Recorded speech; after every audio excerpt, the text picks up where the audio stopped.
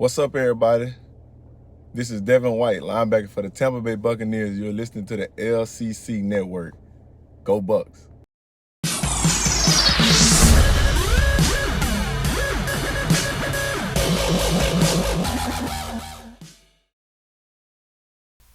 Hey everyone, welcome to the Commissioner's Clubhouse and the LCC Network for Week 6 of the 2021 season.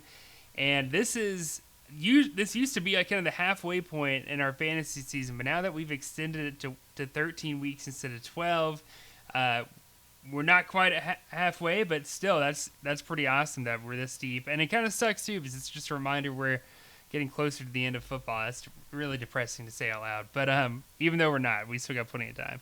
But with me today, I've got following the show. It's just the two of us hanging out this evening. It's Tuesday evening, which is unusual because we usually do this Wednesday nights. But I'm going to be out of town for most of the week, so we wouldn't have been able to record otherwise. But thanks, man, for hopping on. How's it going?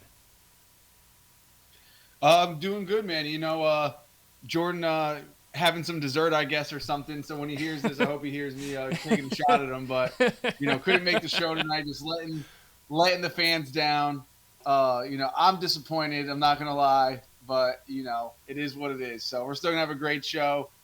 Sad Jordan won't be a part of it, but I guess he'll enjoy some dessert or something. So yeah, no. It sucks Jordan wasn't able to join us. I think he was rescuing a kitten from a tree or something, with dessert involved, maybe something like that. Yeah, he got the kitten and then rewarded himself with dessert. Yeah, exactly. Well, guys, we're gonna keep it pretty much the same blueprint as past weeks. We're gonna start off with some news and notes from around the league, and then we're gonna get into our game of the week. Then all of the other 23 matchups, 11 matchups. There's 24 teams. Sorry, going on around the league. So let's kick it off. Mafali, I'm going to let you take the lead, though, on the first couple of things here in the docket for our news and announcements. So I'll let you roll with it. Yeah, so, we're going to start off with our trades, like always. And the first trade actually happened this past Thursday, even though it didn't process until today. But that was with you and Jordan, actually. Woo! A big one. You sent Antoine Winfield, who was a great safety, and a 2022 7th-round pick to Jordan, Afternoon Delights, for Tyler Lockett and a 2022 4th. So, two really big-name players getting swapped there, and also, draft picks getting swapped. So, good trade there overall. Yeah. How did you feel about it? I felt good. I didn't want to get rid of Winfield, even though I had sent offers to many people involving him. I just felt like I had so much depth, and he probably carried the most weight on my defense as a whole that if I was going to upgrade a receiver, and I know it sounds weird because I just traded away Amari Cooper to go get Justin Simmons, but for me, I felt like Justin Simmons outvalued, not Cortland Sutton, listen to me, Amari Cooper, night and day. So I felt like I had to make that move, but I also knew I could then spare to give up a safety to get an even better receiver. At least in my mind, that was it. And I don't really think Tyler Lockett's that much better. I just like the volume more that he can get sometimes, and I think that some of his explosive games can be more explosive, especially with the Seahawks this year, man. They seem to be playing behind a lot, which, sucks for Seahawks fans, but it's great if you got a fantasy receiver playing in Seattle. It pays off pretty well. But Russell Wilson's also hurt now, so that throws a curveball in all this. So I don't know what to expect realistically. But I don't know. I still feel good. Like I said, I had three other guys at safety I can throw in any given week, so it didn't really hurt me that much. But ask me a couple weeks from now how I feel about this. I might tell you something different. Yeah, for sure. Yeah, looking at the time, it looks like you guys accepted it before the game really started. So yeah, or right when the game started. But either way, it wouldn't have gone through in time for kickoff. So, obviously, you didn't know Russ was going to get hurt that game, which hurt, but still should have plenty of value. Geno Smith is a great quarterback. I think he's going to surprise some people. So, but we'll go on. The next trade was between myself and BP, Beg for G-Reg. I sent him his handcuff, Alexander Madison, and an 8th rounder, and he sent me Chuba Hubbard and a 6th rounder. So to quote Cody, that trade was pointless, but I helped him get a his handcuff running back, and for me, it was just somebody I had just picked up last week and really didn't have much value for him other than just knew I was going to try to trade him at some point, and I got another good handcuff running back in return who actually had a good week for me last week, and then just tried to move up with draft capital. So, and it helped both of us. I know BP was really wanting that Madison handcuff because, man, he pays off when Dalvin Cook misses. So God, yeah. he no longer has to stress if Dalvin Cook misses a game. He's all set. Yeah. He did, from a fantasy perspective in our league, he did perfect, honestly, like Madison did. And also, I mean, he's been on a couple intros for the LCC network, so we got him before he's big. I'm just going to say it. We knew what was coming. No, I'm just kidding. But I did see some Vikings fans were kind of disappointed by his performance, actually. Yeah, well, he had that fumble late in the game, so obviously, for fantasy that's only -2, but in the situation he fumbled in, it almost cost him the game. So. Yeah. But that happens. Guys bounce back from that. He's still a great player. He gets the job done when he gets his number called. But the next trade here we had was with Eddie. And I'm not even sure who it was because on this it just says the players' names and who he's getting. And I have no idea who has this player because I didn't even really hear of him until that trade got accepted. But he got Austin Johnson from the New York Giants in exchange for Whitney Merciless and a 5th-round pick. So I'm not sure who that got that. Sorry, I should have looked ahead a little bit. Maybe you could see it on the website who exactly that was because I don't even know if that went through today or not. I don't even see it. Know what was up with that, honestly. If you could see. Let me see. Which trade was it again? The Austin Johnson for Whitney Merciless and a 5th. It was with 2 girls, 1 cup. And oh, man. Me and Jordan processed skipping a trade today. Let me go see. I know there's at least one still pending because it hasn't hit the 24-hour window. Let's go see. So the one that's pending, yeah, this is a different one. This is Jordan Poyer going to Slapdicks from once a January along with a 4th-round pick to get Christian. Oh, sorry. Kirksey. It was yeah, I see it now. It was with BP. So BP making another move. He traded Austin Johnson and got a 5th-round pick back in Whitney Merciless. So I see, BP obviously after trading so many picks recently to acquire players, I guess he's trying to get some back in a move I think was good for him. And for Eddie, I mean, I don't know much about Austin Johnson, but if he's been consistent in fantasy, hopefully it pays off. So, yeah, I think I mean Eddie's in total revamp mode. Like he's working on getting in the playoffs. He's not playing that. We'll be good next year. It's like no, we're trying to get good now. Yeah, no doubt. He didn't give up. Like he liked his team and a slow start, but he and he knows that it's definitely possible to. Come back still, so he's going for it. He's not giving up. And then we have another trade here. BP again, just wow, really active for a guy who they said didn't make many trades. Man, he's feeling it right now. He knows that he senses it's his time, and he's coming for it. He gave up a 2022 4th and a 2023 3rd, and gave that to Jameson, who is in the exact opposite mode for Cole Holcomb. So. Jamison obviously looking, only towards the future, and BP being, continues to be very aggressive, adding players for this year. Yeah, it's I don't know, man. These trades overall, it's been crazy how rapid they've gone. And I thought we'd hit a slow point, like a lull, any given week, but it really hasn't stopped at all at any given point. It's like a weekly occurrence in the LCC this season, which is really interesting to see. Yeah, it has been. So, and I'm sure there's going to be more and more. I really don't see it stopping anytime soon. Definitely not. The closer we get to that deadline, the more we're going to see. Yeah, exactly. And there's still more we're going to talk about here. So the next one, Eddie making another move with myself. I sent him Aziz Al-Shair from the linebacker from the 49ers and a 6th-round pick for Kyle Van Noy and a 3rd-round pick. So Just for me, it was just about the pick. Like, I'm going to cut Colin Van Noy for sure. And for him, he wanted to add another linebacker who has been an every down linebacker for the 49ers pretty much the whole season. Yeah, So, What were you saying? Sorry, go ahead. No, you go ahead. What were you No, gonna I was going to say Eddie continues to be aggressive for this year. So Yeah, like I said earlier, Eddie's in win now mode. Like, I think a lot of guys would have looked at that roster and just laughed and be like, "All right, I'll see you guys in 2022." You know what I mean? But like, he is putting it all in, man. I love that. I'm glad he's playing that way, because too often do we see guys sell themselves short way too early. Like, I know Jameson, like, his team looks great in 2022 and even better in 2023. And I know that, like, he didn't like the idea of limping into the playoffs, those were his words, as like a 7-win team or a 6-win team and then being one and done like he's normally been.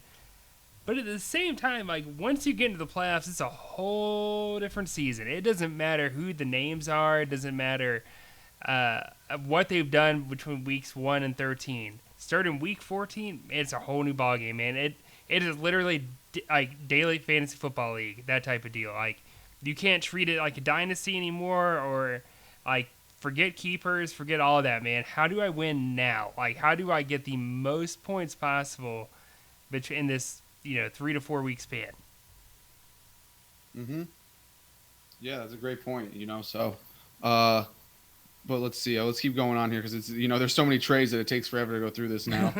The next one we have here was Shaq Barrett for Micah Hyde, a straight up trade.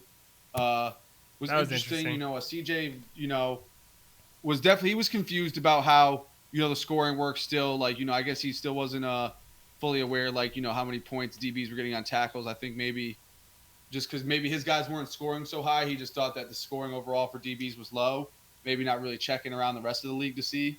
But, supposedly he said something about that him and Hunter had agreed to, Hunter was going to send him some picks back for Hyde, because at least, he gets some picks for Barrett. But, CJ was a little bit – I had talked to him after that trade. He was a little bit upset that he ended up doing that. But, rookie mistake, I guess, for him, and hopefully he just learns from it. But, great trade for Hunter. Just added a top 10 defensive end for a safety who is solid for sure. But there's a lot of DBs out there, so yeah, there definitely are. I mean, that's honestly, like, that's kind of how I built my DB core this year, like, just through free agency. Like, 2 of my 3 guys right now, actually 3 out of the 3 I didn't draft.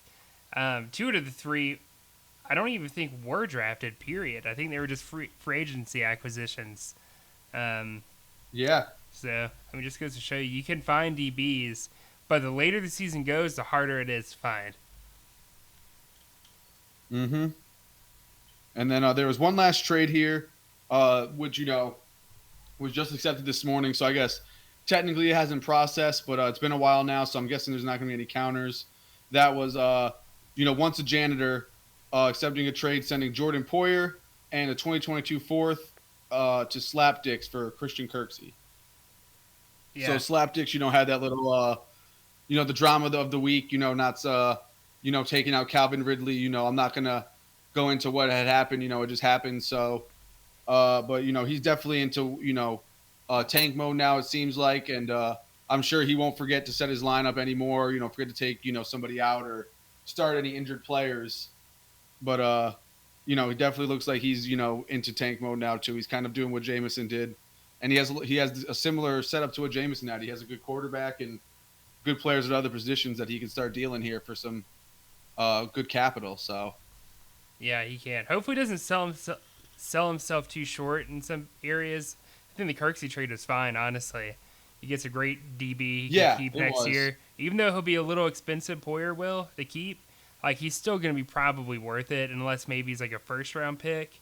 But if you've got multiple first-round picks, why not keep him if that's what he costs? For sure. No, I agree. And I wouldn't be surprised still if somebody did come counter for Kirksey, because he's been playing great this year. I know Zach Cunningham came into the offseason as the projected LB1, but if you look at the snap counts, Kirksey's actually been their LB1 because he's the only guy on that team that's been playing even over 70% of snaps. Kirksey's actually down to, I saw like 65% of snaps now or something like that. Like he, and that's what it all comes down to. If you're a linebacker, you got to be on the field a lot if you want to consistently get tackles. So, I wouldn't be surprised if he maybe even threw him in a package or something. Who knows? But he's got a lot of good players for sure. And like you said, hopefully he doesn't sell himself short. And, I'm sure some people might try to come lowball, but, for offers, because I know there's going to be people want to make deals. I know Cameron's being aggressive, and, even his friends say Cameron is notoriously a low baller when it comes to trades. God, so yeah. we'll see how, just got to hold it out for him. But we'll see what happens, man. A lot of teams, if they want to contend, some of the like guys like Budda Baker, Justin Herbert, those are like elite players that could push a team over the top. Yeah. So if you want to give those up, make sure that you make people pay up. And people should be willing to pay up if they think that they can win this year. Yeah, exactly. All right. Are you going to do the... And that was it. Yeah, that's all for the trades. So. All the trades? Okay, cool. Yep, and then we'll move on. So, yeah, we're just going to give a shout-out to the LCC After Dark.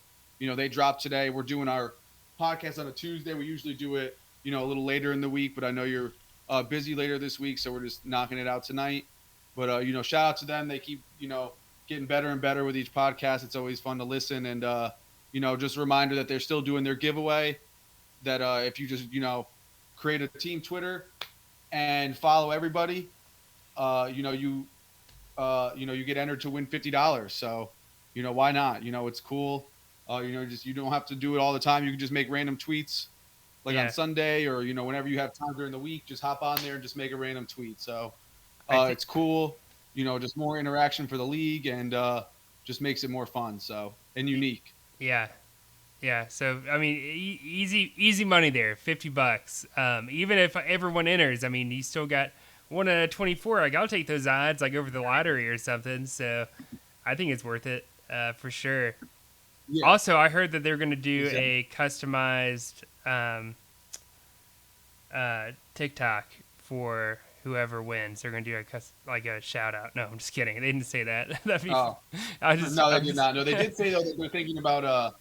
They did say they're thinking about for their next giveaway. It's going to be strictly Twitter based. So you pretty much can't enter unless you're on Twitter. So nice. I guess that's kind of their incentive to say even if you don't win beyond this week, keep just make one and just tweet whenever you can. If you don't want to, then whatever. But at least you're on there. So yeah, it looks good for the league. But yep. So that's it for that. Shout out to them. Next, we're going to talk about injuries. A lot of big injuries this week, honestly, man. It was a tough week, and a lot of LCC teams are going to be feeling it. So we'll start with the big one, obviously, which was Saquon Barkley. I mean, luckily it wasn't a season-ending injury, even though it kind of looked like it. But his ankle, just looked like a bowling ball. So, he's going to be out at least this week and maybe a couple weeks after. But, big injury for, the Giants and for the Steel Curtain, Cody. So. Yeah, there is a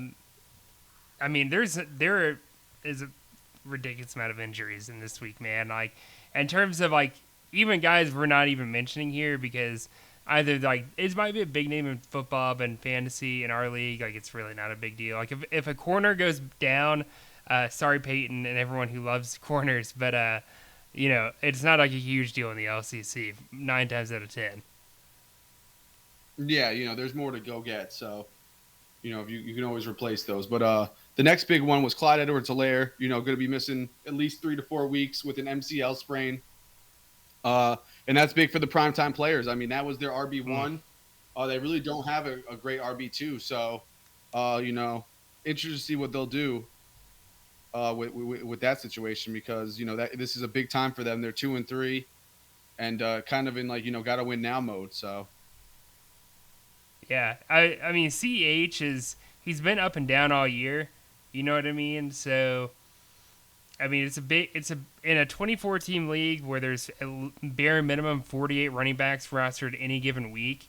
CH losing him is a big deal, right? I mean, that's someone's RB1 at the end of the day, just like in the actual NFL. So, in that regard, it does suck. Mm-hmm. But if you're in another league, right, and you're listening to this, you're like, CH, who cares? This guy's my third flex player. Depending on how many teams are in your league, and the structure of the rosters and everything. But yeah, CEH, man, he can miss a couple weeks, and that could be huge. Yep. And then just one more really big one was Russell Wilson, and that's huge for the Seahawks, and then obviously for the Detroit Bad Boys. That's really tough to replace a QB as elite as him, especially for somebody in his situation who is luckily 4-1, so I guess has some games to work with, but is in a really tough division. Doesn't really can't really lose too many games, and just going to be tough to replace him. And he's really gone and build a great roster, but if you can't replace Russ for 6 weeks, which is a long time, then it could be make or break for your season.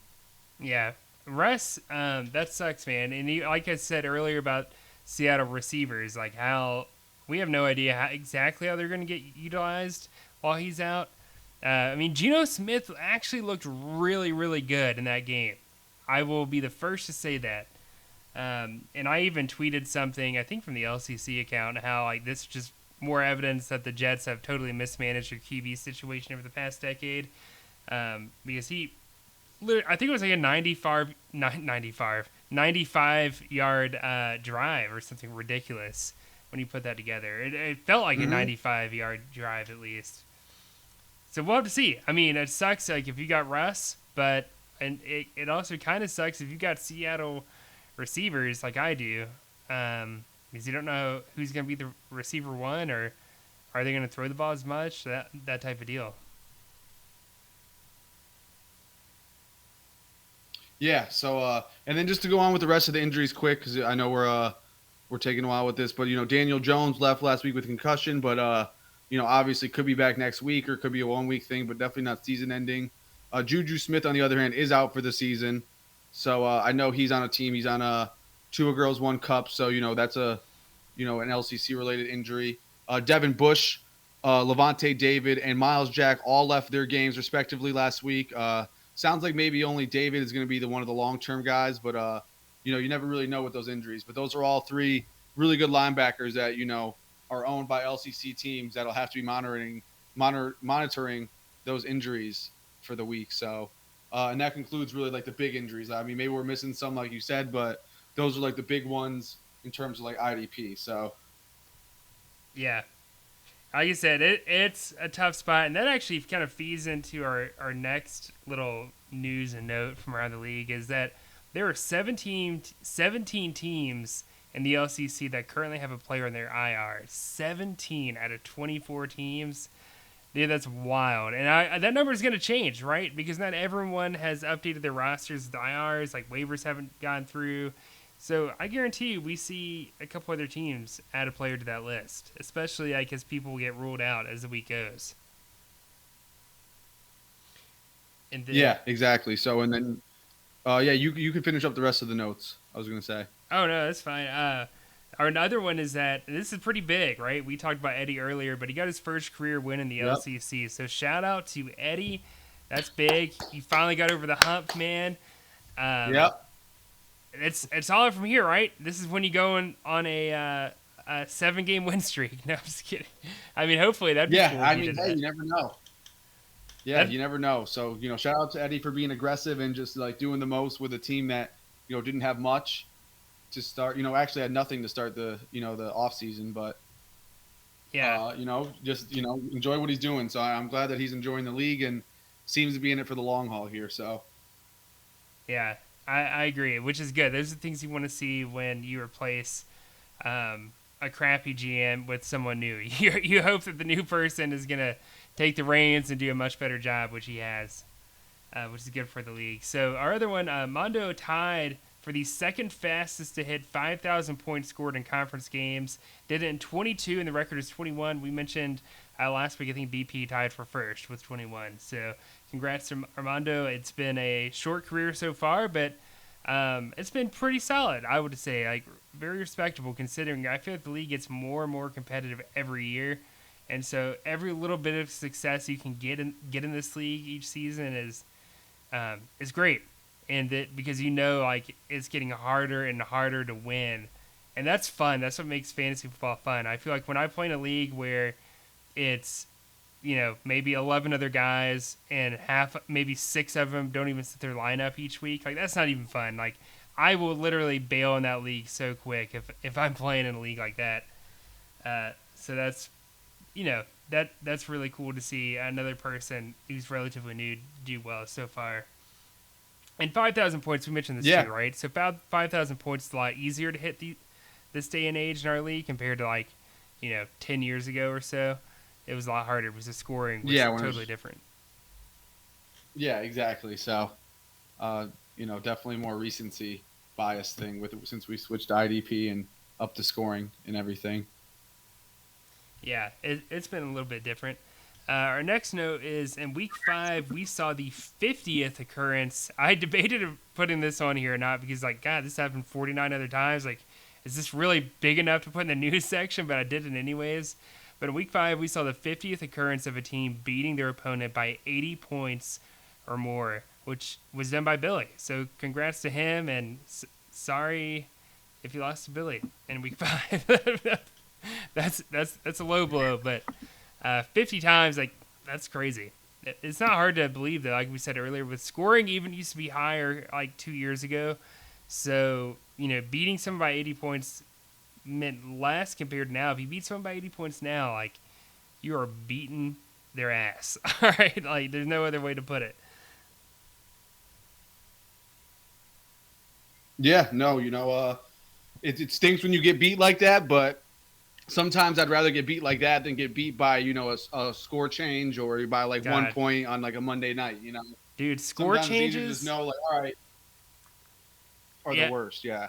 Yeah, no, score changes. It's literally, I don't even know how to relate it. It's like watching, it's like being Mel Gibson on The Patriot when your kid gets shot. That's the thing. That's how I can relate it. All right. That's a score change for you in the LCC when you lose that way. It's brutal. Our other news and note, we had 2 teams break 250 points last week, which is really big. If you're getting 250, those are elite type numbers, at least in that week. And that was Steel Curtain and Hashling Slasher. So again, Armando has mentioned this for doing something great, which is excellent. He's got an excellent record too. We'll mention that when we do the breakdowns for each matchup this week. But shout out to Cody and Armando for having such a great week in week 5. And then our they both had great weeks. Yeah, they did. They went off. I mean, I think Cody even had a couple guys who did bad, but his other players did so well that he was able to hit that number. And then our last exactly. note, Mondo's team just was consistent all around. Yeah. Oh, yeah, go ahead.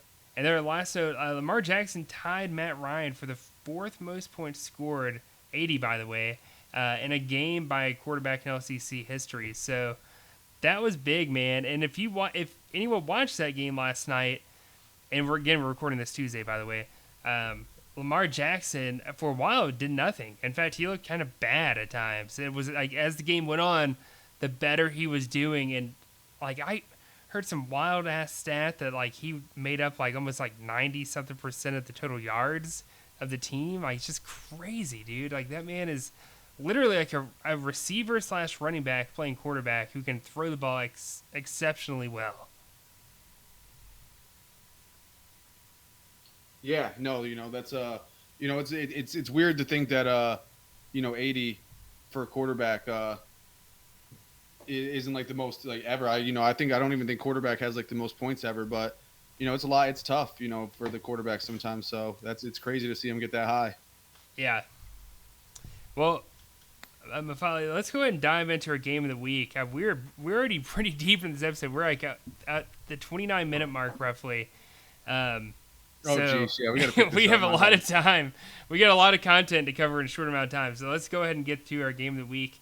As everyone has seen on the screen for the past 29 minutes, you got Hunter of Champions versus Once a Janitor. Hunter of Champions at 4-1, Once a Janitor at 3-2, and I can't believe. I mean, Hunter. I felt like we all if you would have said Hunter's gonna be 4-1, by the end of week 5, you'd be like, okay, I can believe that. But Will taking on this team, I think, at least in the off season, people would have laughed. 3-2, ha! What a joke! No, his team's looking good, man, and he's making trades here to even add more depth and talent to his roster. So, Will deserves this, and same with Hunter. This is a great matchup between both teams. Hunter last year missed the playoffs for the first time ever in his career, which he's only been in the league since 2017. Will is returning to the league for the first time since 2016, which is one and only season leading up to this. But Will also made the playoffs in his 1 year in the league, so obviously he knows kind of how to win. But I guess we'll go ahead before we do the breakdowns here, Mafali. Let's do our fun facts of Week 6. First of all, they never played each other before, which I kind of alluded to earlier because of the fact that Will is just returning, so he's only played one other season, and it was before Hunter was even in the league. But Hunter has only missed the playoffs once in his 5-year career, like I had mentioned. Will made the playoffs in his first season, which is 2016 before this. He finished 7-5, by the way, that season. And then Hunter of Champions, I just saw a typo. Hunter of Champions is 3-1 when playing in Week 6, which is pretty good. Those are good odds. If all the Week 6 games you played, you've won like 3 times as many, that's good. And then the other one, while Once a Janitor currently has a negative point differential, there has been at least one team to make the playoffs every year with a negative point differential besides 2010, 2011, and 2015. Is that not a wild stat? Yeah, that is. Yeah, I mean, I can't believe, like, basically almost every year there's been at least one team to make it who had more points scored against them than they scored. And it's a double-edged sword, right? So in some instances, some teams were just in crappy divisions, and they got some free wins even though their team wasn't great. Or on the flip side of that, they had a very tough schedule. And so when they were losing games, they were really losing games. And then they were winning games too because they had some favorable matchups. So some of those teams, though, actually won a championship, believe it or not, going into the playoffs with a negative point differential. That seems highly unlikely, but it's happened several times, actually. And some teams did really well in the playoffs. I mean, Billy in 2019, negative point differential. Cody 2019, same deal, except actually, I think Cody missed. No, he made the playoffs. Yeah, obviously, so I wrote this down.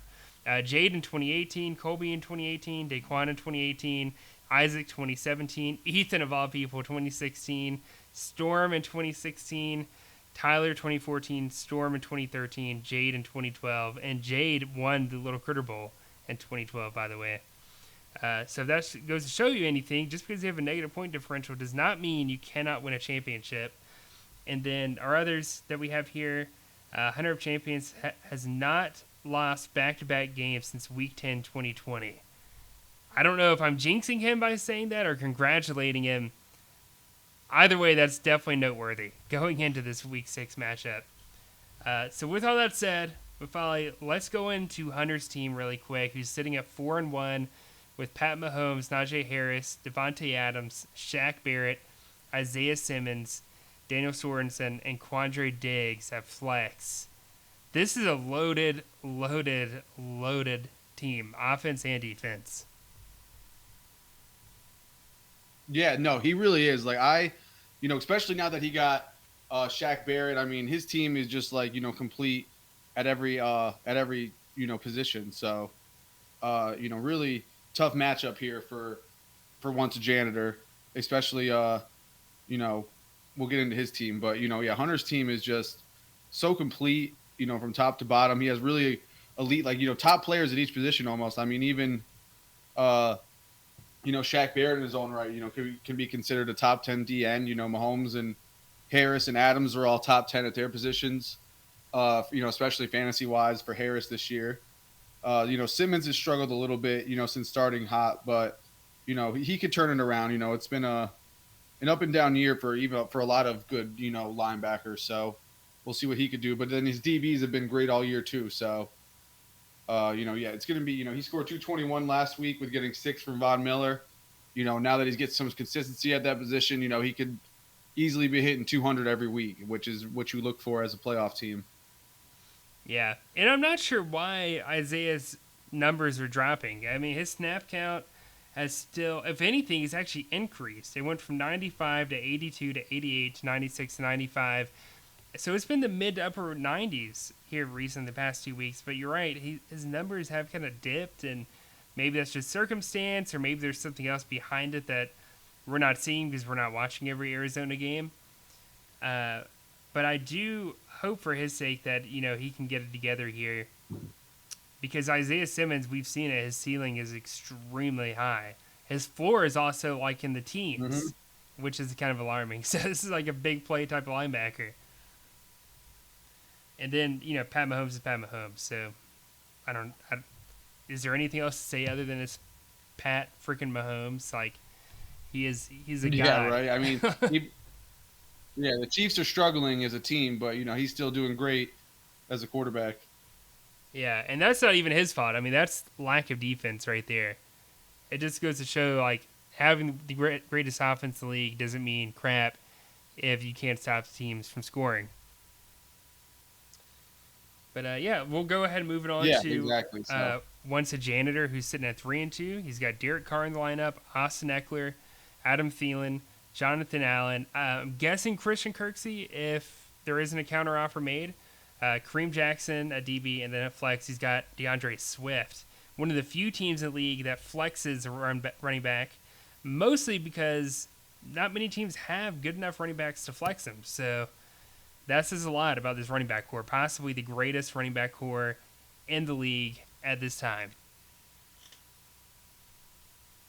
Yeah, without a doubt. I mean, those are, now that Jordan, got rid of Taylor, because it was definitely him at first with Taylor and Chubb, but now that Jordan got rid of Taylor, I would definitely say it's without a doubt, Will with the best running back combo with these two guys. I mean, Eckler's been top 5. He's actually number 2 in terms of scoring this year. So, he's been great, and Swift's been great himself, especially in terms of just catching the ball out of the backfield. So, got a great team. Thielen's been a little bit of a, hit or miss like the last couple of weeks. He hasn't gotten as many touchdowns, which I know he depends on a lot. So, but still a great player. And then, his defense to me is the big question mark. I mean, no Demario Davis, and like you said, he gets Kirksey in that trade, but I still wouldn't be shocked if we see a counter. I mean, I don't know what time tomorrow it'll go through. Maybe some people hear this and, go counter or something, but, we'll see what happens there. And then, Jonathan Allen is a solid player, but, could be also just hit or miss for fantasy-wise. I mean, DNs in general are like that unless you get one of the really, really elite players. And then, Kareem Jackson, just another guy who's been solid this year, honestly, but, has had like 3 big games, but also 2 duds, 2 games under 10, but then, a couple other, 2 games over 40 and then a 33 game. So, that's just like boom or bust basically for him. But, for me, I'm just going to go ahead and say it that after going through both teams that I'm going to pick Hunter champions in this one. I think it's going to be too much for once a janitor to overcome, especially, Derek Carr. Maybe I could see them being easily very distracted this week and not playing well. Yeah, that is probably one of the biggest question marks for me is how does Derek Carr and really the entire Las Vegas franchise rebound from this? I mean, this is not easily to come back from. I don't care if you hate or love your coach. I mean, we're talking a cultural shift within the organization right now, and who knows with these emails and everything, who knows how deep this runs, either with Las Vegas or maybe with other teams too. I'm getting kind of ahead of myself there, but I don't know exactly how Derek Carr is going to respond, or really anyone else. We're just going to have to wait and see. Derek Carr could still put up his 50 points a game, or he could, get 28. Part of it depends on how they run their offense now with Gruden gone. I guess we'll really find out how much play calling was Gruden really doing in that offense. I would expect a lot because they run that offense like it's 2002 still, so it would explain a lot if he was. But I'm kind of with you, honestly. I think I go Hunter here. His team is a little bit more balanced. Even with the addition of Christian Kirksey to once a janitor, this is a tough matchup. And part of it is DeAndre Swift at flex. He's got to beat out a safety who's averaging roughly 30 points a game. And we've seen Swift do more than that.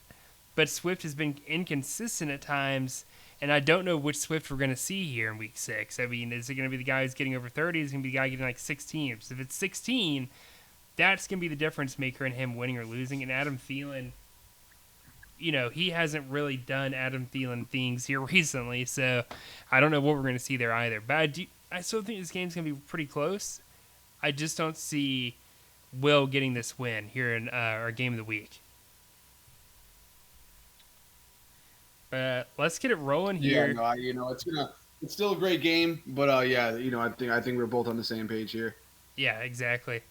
Let's get it going to our other matchups, though. So, as everyone can see here on the screen, Yeah.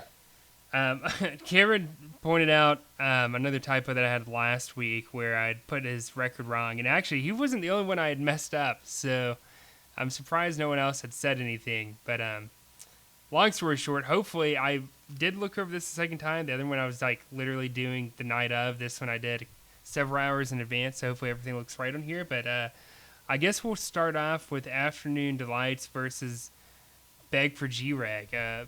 BP has been very active, but also Jordan has been very active in the offseason and the regular season. So I would argue this is a much more needed win for Jordan than it is BP. BP, I mean, you never want to lose any game, but if you could afford to lose one, and this goes for everyone in the league, this is the week where you can afford to lose because this is the week where everyone's got a non-conference matchup, which means less in a tiebreaker scenario. Unless, obviously, you're not tied because you've got an extra win. But I think that Jordan can actually give him a run for his money. I know that may sound weird to some people, but when you look at Jordan's record, at times his team has struggled tremendously. Last week he got 220, but that's because Nick Chubb went off. Taylor Heineke had a bad week, honestly, but I don't think that's going to be the case. I think Heineke's going to have a better week, which means Jordan could easily score over 200 again, maybe even push 250, depending on how the defense connects there. Brian Burns going against Vikings this week. I kind of like that matchup, honestly, in Carolina. I think Jamal Adams is going to eat with Najee Harris, getting a lot of catches and so forth. I think it's going to keep him busy, kind of up the middle. And also there's rumors of Bobby Wagner being banged up. So how does he even play? Does he even play? That type of deal. So we may see Adams even in the box even more because of that. On BP side, I mean, Alexander Madison against Carolina, dude, I don't know if I can buy into that this week. This actually might be a really tough week despite him being potentially the starter. Even if Dalvin Cook's in, we saw what Carolina did to Alvin Kamara. And Alvin Kamara's actually had a relatively decent season. So that might be the difference maker in this, in that BP's running backs struggle a little bit in Charlotte over the weekend, and I think that might give Jordan the upset. Yeah, it's going to be tough. I mean, I know, I know you guys did have a good game against Kamara, but then Zeke had a good game, rushing against you guys. So we'll see.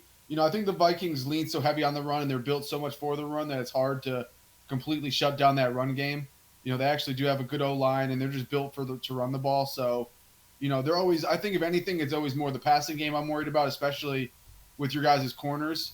I know Shaq Thompson. I don't know if he's still hurt or not, but, I mean, I know you guys have a good front seven too, but in terms of, where I want to attack your guys' defense, I would probably say running the ball just because, you guys have invested so much in corners and, have two really good pass rushers. Well, I don't know how they are grade-wise or, for run defense, but they're both, Reddick and Burns are both great pass rushers. But I think if you attack the Carolina defense, it's got to be by running the ball. And even Hurts had most of his success against you guys last week again with running the ball. So we'll see how that goes.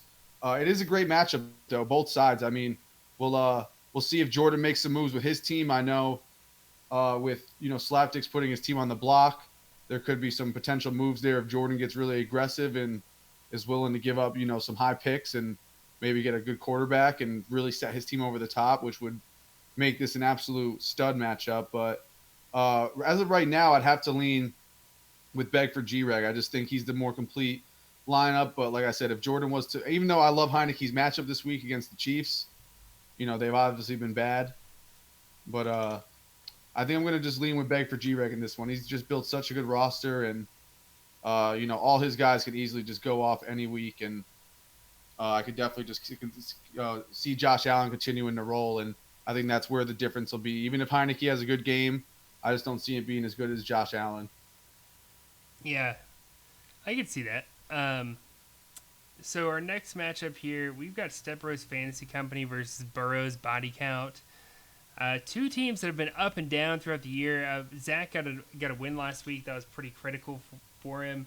But it's really interesting in how Matt McCarson has done his lineup. He actually is one of the leaders in terms of their receiving score within the starting lineup. He has gotten 30% of his points.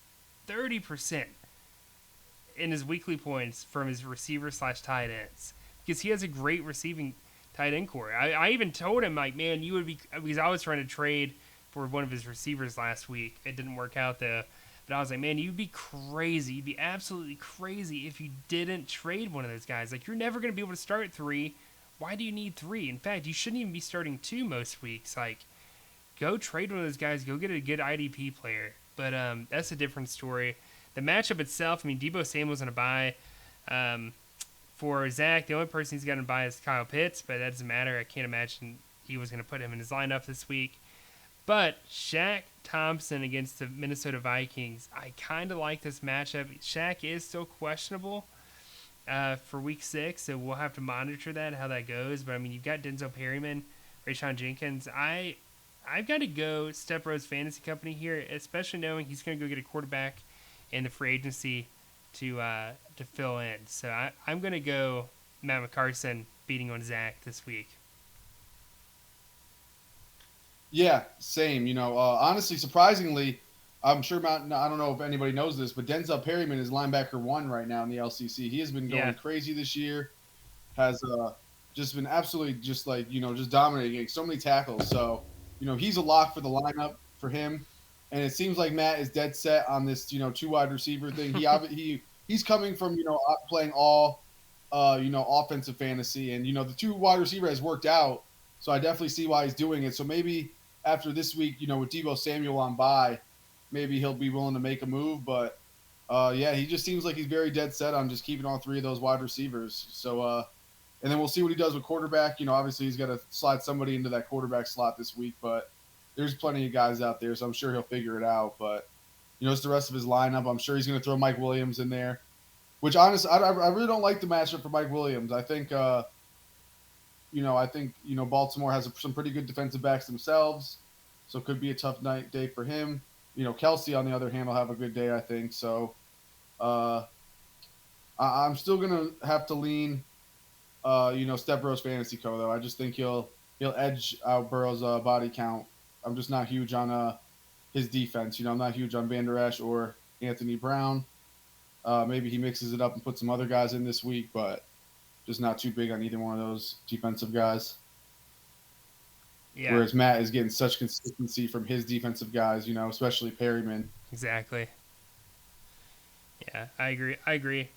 So we'll keep it going to our next matchup here. We have got myself versus Detroit Bad Boys. And Bafala, I know you said you thought this would be a good game of the week. And I think it would have been. But for me, I was like, dude, I'm coming in here without Alvin Kamara, without Deion Jones.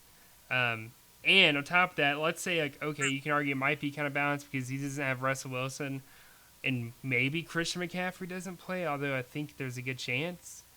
Who wants that to be the game of the week? Both guys are limping into week 6. Oh, man, my team's all banged up. That would have been, I feel like, very anticlimactic if all of those things came true. But I do think CMC is going to play, and that's why I'm going to pick Detroit Bad Boys in this. If he doesn't play, that's kind of a game changer, honestly. I think that evens the playing field out a good bit, and at that point, it's literally a 50-50 type deal because I'm rolling with Alex Collins against Pittsburgh, but, Alex Collins is literally the RB1 last week, and he only had 17 fantasy points against the Rams, man. That blew my mind. I was like, how is that even physically possible? So I can't imagine he does much better against Pittsburgh. He has a better rush offense. We'll see. I think Billy should have a relatively easy win this week. Oh, and I forgot to mention the history between us too. I guess I should go through that really quickly. We've played each other Yep. a fair amount of times. So Billy joined the league back in 2016. I had to go back and put my thinking cap on there. But so within that time frame, I feel like we've played each other a decent amount. I mean, that's, what is that, 5 years, I want to say? This is his 5th year in the league, something like that. But we've played each other within 5 years, I guess we'll call it that, 6 times.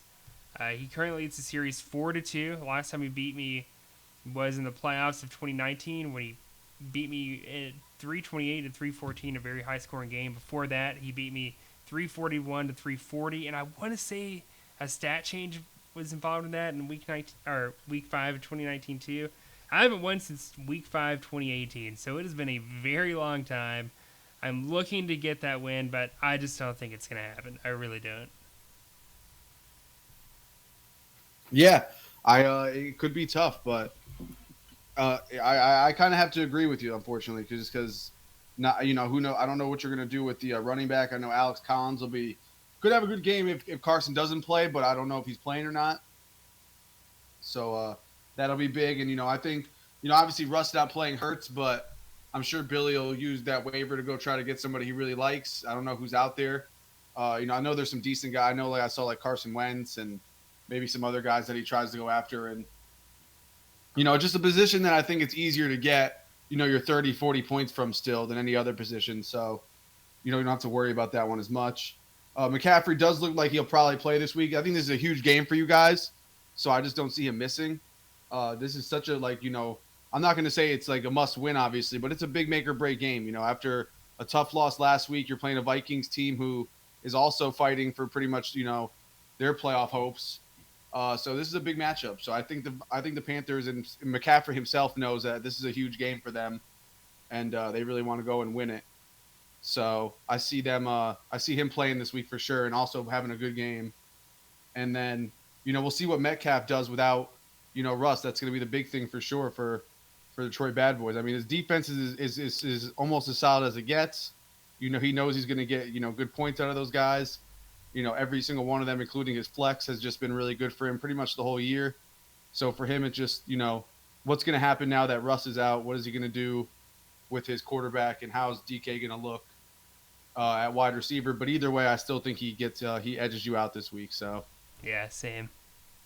All right, we're at the 52-minute mark, and we still got a little over halfway to go with the matchups. So we're going to try to move maybe a little bit faster, but this matchup, Okay. I think we can all say this. There's not a lot to say here. Slapdicks versus Hassling Slashers.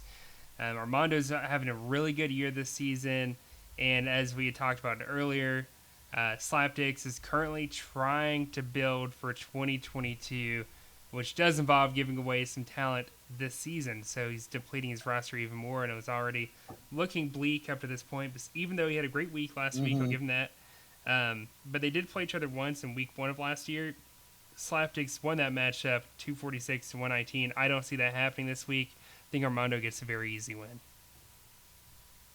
yeah, same. We'll just leave it at that. Mondo's got a great team, and Alston obviously doesn't want to win, so he's actually wants us to pick Mondo. So we'll give we'll give Alston what he's looking for, and we'll pick Mondo. Yeah. Our next matchup here. Slashers out. Yeah. We got 2 girls and 1 cup versus Mr.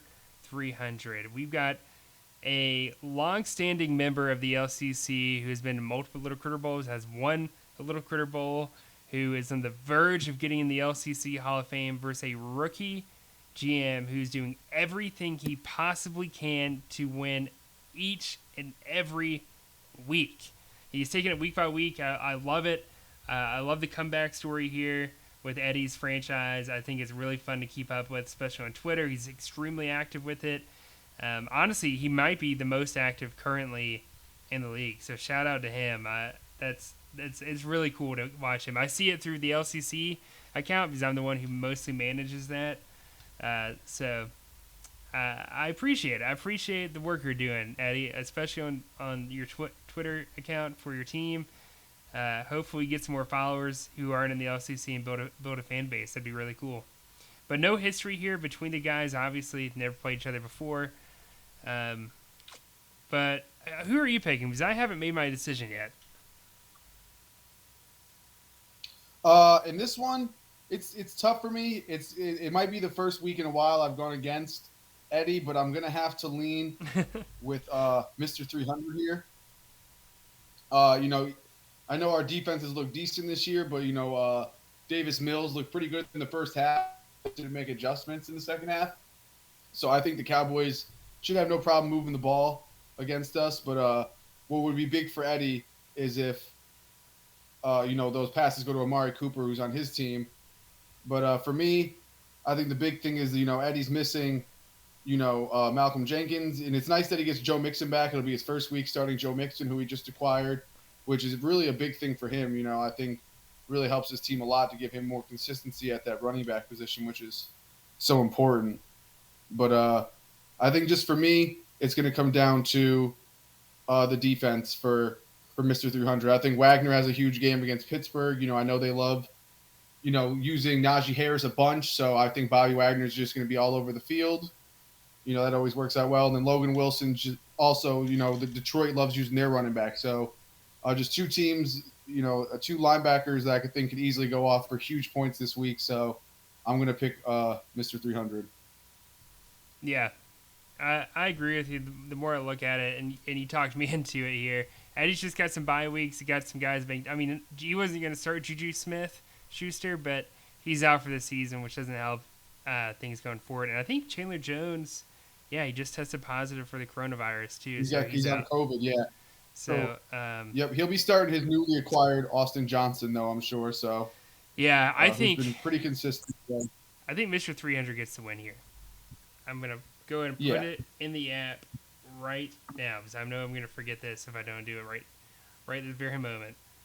And then I picked Ashling Slashers earlier, and then I picked Mr. 300 here. So let's keep it rolling. Our next matchup, we have got the Batard Lobos versus Jiu-Jitsu Jesus. The Lobos, man, Alex's team was so close to winning on our game of the week last week. He had such an excellent performance against Cameron's team, the Spurs, but fell short. I mean, Tom Brady and Derrick Henry, dude, that combo might be the dirtiest combo in all of fantasy, at least in the LCC, that we have seen in a while. So not much you can do about that when a train's barreling down on you. But he's going against Jiu-Jitsu Jesus, Matt. And I feel like, is Matt officially tanking? Is he not tanking? I can't totally tell. He's not. It's a soft tank. It's a soft tank, right? He's not like broadcasting like some people are, I feel like. But, Matt's team, it hasn't gone according to plan. And part of it is with Chris Carson banged up. He may or may not play against Pittsburgh. We all know Pete Carroll. He's a notorious optimist. Love it or hate it. And it's hard to get a pulse in that if Chris Carson's going to play as a result. The Lobos, though, losing C.J. Mosley in a bye hurts. So the good news is he can plug in Alexander Johnson, who's been really good here recently. And going against the Raiders, I think he could have a solid game. So I think that's an easy transition for him. And for me, I'm going to have to go Batard Lobos. Unless Chris Carson plays, then Matt's got a shot. But at the moment, it's just hard to tell. So I'm going to go Lobos here. Yeah, I'm going to go Lobos too, actually, because Bill's defense has been great. They actually even gave Kansas City some problems. So I think it's going to be a rough day for Ryan Tannehill and a passing offense for Tennessee that actually just struggled in general. So I just don't think it's going to get any easier against a great secondary like Buffalo. So it's just going to be a tough day for him, especially if Carson doesn't play like you said. So even if he does, I still think it's going to be a rough day for him. And, like a lot of the matchups for the Lobos, the Giants are just so depleted at this point. And, like, even at a team morale standpoint, sometimes it just gets to the team. And I could see them just getting absolutely lit up this week. Antonio Gibson's got a good matchup. And, it does hurt that he has C.J. Mosley on bye. And then, possibly Miles Jack injured. But Alexander Johnson did have a good week last week, so if he could just, get him at least, nice 20 solid points, I think it'll be enough to get him the win this week. Yeah. Our next matchup here, two teams that I'm guessing, or one team definitely planning for next year, I'm guessing the other is, but we've got Give Me More who currently only has 4 players from last week's lineup that are active for this week, versus primetime players who is banged up, like we said, with CEH and Daniel Jones, and with the rumors. I have not looked at my phone realistically, honestly, to see if any trades have gone through with Roquan Smith, but we all saw it. He was trying to dish him out to Cameron, so for picks, so I would imagine he's planning for next year. So this could be a snooze fest, ladies and gentlemen. And on the other side, Jameson's got a banged up Justin Fields. Elijah Mitchell's on a bye. Jameson Crowder's on a bye. And most people on the outside looking in are saying, why on earth are you mentioning Elijah Mitchell and Jameson Crowder's bye weeks? Well, because they were his best players going into last week in his lineup, or for those positions at least. So he's going to have to plug in Brandon Bolden, it looks like, against Dallas. And I don't see that going very well, honestly. So, yeah, I'm going to go Daquan here, actually. I think Jameson gets another loss. They have played each other, by the way, 3 times before. Last time Jameson won Week 6, 2016. But the last time they played was Week 6, 2019. This is crazy. This is 3 times they've played each other Week 6. The last 3 times. Or this and the previous 2 times, all Week 6. That's crazy. I'm just putting the dots together. Give Me More won. No, sorry. Primetime Players won last time. 296 to 288 in a high-scoring affair. So, but yeah, I'm going to go Daquan with this matchup. Yeah, me too. I'm not even going to get into it. It's just definitely Daquan here. I mean, it's a good week for him to have to figure it out. I know he's got some decisions to make at running back because, Edwards-Helaire is going to be out for at least 3 weeks like we talked about earlier. But, a great week to figure this out because, Jameson, is pretty depleted himself. So. All right, our next matchup here, and this is coming from my dad, John Nugent, who runs Eastside Brawlers. Like, he's kind of looking towards next season at this point after that loss he had in a very low-scoring game between both teams, realistically. But he's 1-4, playing against a 3-2 Abusement Park, coming off a vicious loss where his team totally underperformed, and it looked very grim. But I still think this team has a lot to offer. I think this is a very easy win for Abusement Park, honestly. Part of it in that we've seen Carolina's our offensive line and how atrocious they are, and when they're getting beat, Sam Darnold is also getting beat, which killed his performance last week. And I think the Vikings front 7 could easily get after Sam the way the Eagles did. He's also got Cameron Jordan on a bye, which doesn't help his case here. Whereas Abusement Park has pretty much all of his starters available this week, besides Foye from Atlanta, who's on a bye. I don't think that's the end of the world, though, because he can plug in a guy like Jeremy Chin, who could have a decent game against Minnesota. At least get like upper 20s, I'd imagine. They have played each other 3 times also, 2017, 2018, and 2019. Abusement Park's only won one of those 3 matchups, and that was Week 7 of 2019. He blew Eastside Brawlers out of the park, 336 to 273. Yeah, I'm gonna go with Abusement Park in this one. I just think, it's gonna be tough for AJ Brown. Miles Sanders has just been awful this year, and he's facing Tampa Bay. Good luck at making that your bounce back game. So I just don't see his offense having a great game at all. I mean, Sam Darnold might do a little bit, but Minnesota's defense has actually been playing a little bit better as of late. And, just it's just tough year for your dad in general on the Eastside Brawler. So I'm going to go with Abusement Park in this one for sure. I think it'll be a pretty big win for him. Yeah, I do too. So let's go ahead and go on to your matchup, actually. Mafala, you're on a 5-game losing streak this season at least. Cody has won 2 games straight, and we were talking just a couple weeks ago about him possibly breaking the record for the longest losing streak in league history. His team is getting some steam and is going in the right direction. You guys have played each other 8 times leading into this matchup, and you've only won 1 game in those 8 times, Mafala, which is Week 5 of 2018. You beat him 310 to 262, but most recently, Cody won 163 to 136 in Week 6 of 2020. I feel like this game, even with your team struggling, of course, and you're playing for next year, so of course it's going to struggle. But I think that game is going to be higher between both of you guys actually this week, just because of the fact that Chuba Hubbard, if he does get to play, he should be good again. But that's a big if, because like we said earlier, CMC looks like he's going to play, which means he'd have to go with Damian Harris, who's also questionable. He's kind of, but it's not. Apparently, it's nothing significant from what was just released today. And Cody on the other side, he's got Quincy Williams in a bye, but honestly, he could roll Darnell Savage with it, which I think is a viable option, although not great. But he's also, this is really the kicker here, Saquon being hurt, he's going to have to go with Damian Williams, who's been pretty solid the past 2 weeks, and he had 16 attempts last week, so that's good. I just don't know, though. Honestly, I really think this could be a game where you get your first win against your arch rival in Cody, and you finally break that streak. Yeah, I wish I was as optimistic, but unfortunately I'm not. I definitely think Cody's gonna get the win this week. Still, I mean, he just had he's had a great team all year. It just was a tough start for him, but he went off last week. I see more of the same this week. His team is just really solid, and Lawrence has had a good 2 weeks, but this is a tough matchup on the road against a good Miami defense. And, I still don't have any answers at running back. And, I don't really plan on making any deals or making any moves for running back that I am going to keep at least. Even my receivers, stink. Tyler Boyd is so hit or miss sometimes. But against Detroit, I do like that matchup a little bit for me. But, still going to give him the edge in DJ Moore because DJ Moore is just obviously a much better player in general.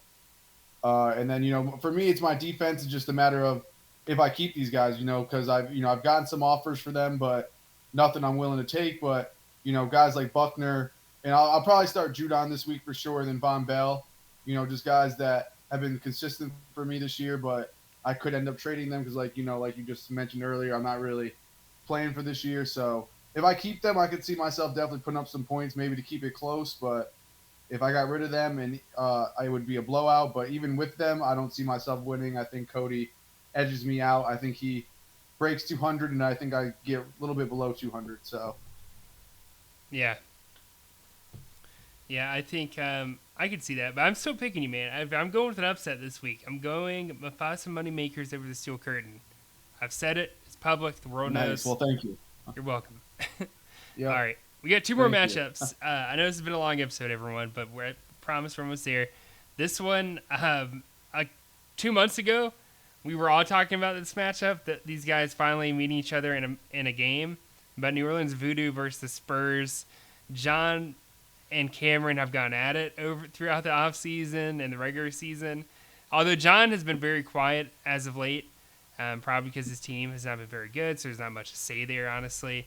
They've never played each other, obviously. This is John's first year, his rookie year in the LCC. And with that said, it has been a struggle. It has been a struggle. And it's not getting easier, honestly. Like, I know Tom Brady's technically questionable, but they're capping his reps in practice, which tells me he's still going to play because he's actually practicing. Godwin was limited Tuesday, but I would imagine things would trend in the right direction for Cameron, even if he doesn't. Like, Cameron does not need Chris Godwin to win this game. He could literally not start a receiver and win this game. Corey Davis is on a bye, which actually, now that I say this, Zach Wilson being on a bye week may play in favor of New Orleans Voodoo. They actually play a decent quarterback. It's kind of funny, actually. Yeah, right. Yeah, for sure. I'm going Cameron. It would be wild if I said New Orleans Voodoo wins this. That'd be crazy. Yeah, exactly. Just for the sake of time, it's easily the Spurs. They've just been rolling all year, and especially because without all those guys on bye and Devin Bush hurt with a groin injury, like we mentioned earlier, just easily, the Spurs this week. He should roll right past them. So yeah. In our last matchup here, we've got the third leg, Charles's team, and dang it, I misspelled his name again. I put the third leg versus bringing Rexy back with CJ, who's a rookie GM. And this other guy has been very active, I feel like, in terms of trying to rebuild this team and not just rebuild it for the future, but rebuild it in this year and try to be competitive from day one, as teams, should try to be. But I don't know, man. It's just Zeke is questionable, but I mean, I haven't heard anything about him not being likely to play. If he didn't play, that would be huge because he'd have to go with Melvin Gordon, the third leg that is. But he does have Nick Bosa in a bye, which hurts. He could plug in Jalen Phillips if he wanted. He's had a great season. And honestly, with the way Micah Parsons moved around the field, he could possibly just switch him to defensive end instead of linebacker. I've got to go the third leg, or the fifth leg, as it says on everyone's screen right now, over bringing Rexy back. I just think that James Robinson has been doing good. Don't get me wrong. We've seen good things out of Darren Waller, but how does Darren Waller get used after this, right? Another matchup. I feel like it'd be silly if I picked the upset here. So I'm gonna go the third leg. I'm gonna go Charles over CJ. Yeah, same. I mean, it's gonna be. There's a lot of teams have quarterbacks on bye this week. I think we've mentioned at least 3 so far, maybe 4. So just a matter of who gets who, and if they can get a viable option. But that'd be the only way I could see really bringing Rexy back. Winning it this week is if Charles really struggles to find points at the quarterback position, and then the D end as well. If he doesn't switch Micah Parsons over, because if he switches him, it'd have to be like a long term thing. I don't know if he's willing to do it. Just to have him there for 1 week. But also, I mean, bringing Rexy back just traded his, D end and one of his more consistent defensive players. So, if you're Charles, you wouldn't have to worry as much about, finding a great D end for this week. Yeah. Yeah, I think it's going to be interesting. And for those that don't know, who are questioning my pick'ems each week, I'm actually, all but 1 week, I've gotten over half of them right, including 1 week I got 9 out of 12 matchups right. Last week I got 7. So, who knows? Maybe I got your matchup right. Maybe I got it wrong. We'll have to find out, though, here in week 6. It's 11 o'clock. It is my bedtime. And, Mafali, I'm sure you're ready to rest, too, man. Yeah. So, we'll catch you guys. What were we going to say? We'll catch you guys, and I'm sure everybody will see right now that just dropped hot fresh in the group chat is a huge blockbuster trade. So, I'm sure everybody will be active, so hopefully we could drop this soon and people will listen too. But yeah, huge blockbuster trade between Jordan and Slapdick. So the anticipation, quarterback on the move here. Fun times in the LCC, but yeah, let's close it up and we can get this posted. So thanks for listening, guys. All right, we'll see you guys in week 7. Best of luck to everyone, except Billy. No, I'm just kidding. Good luck. I don't think you'll need the luck though. It should be an easy win. But yeah, we'll catch you guys later. Have a great night.